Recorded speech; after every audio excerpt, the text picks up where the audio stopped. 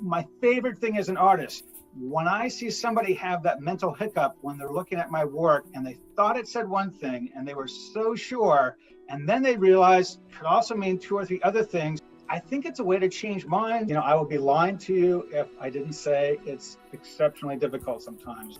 There's some days in depression, you just don't want to get out of bed in the literal sense or in the mental sense. You get to know, and you're trained in, how to recognize all of the tells, just like in poker, that go to warning signs so that you catch it as you start to go down, but especially as you start to go up, you lack that insight. The few times that I frankly made the mistake of disclosing that I had a mental illness, all of a sudden my, until now, respected and valued logic and legal analysis, that went out the door. And when it made sense for them to leverage it, all of a sudden my mind was to be doubted and my views were to be discounted.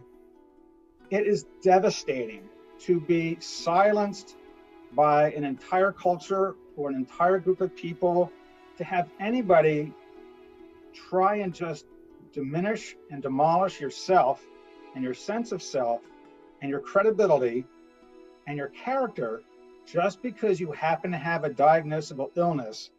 It's crushing.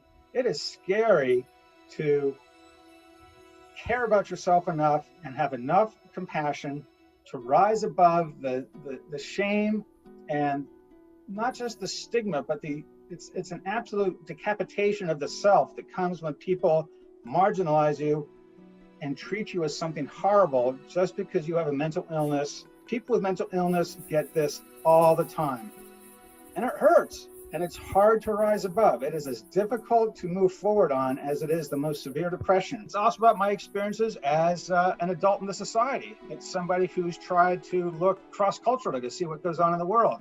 So I try and bring a lot of things to it. It comes down to, if you don't do it, who else is? And are we going to stay silent forever? Or are we just going to be who we are? Do we have a right just to say, here I am, you don't have to like me, but I'm going to let you know who I am, because this happens to be who I am, and there happens to be downsides, and I'd like those downsides to be fixed. I'd like the stigma to go away, just like I'd like there to be more access to mental health and to medicine, so that people who have a legitimate illness get a chance to come out of the shadows and get help.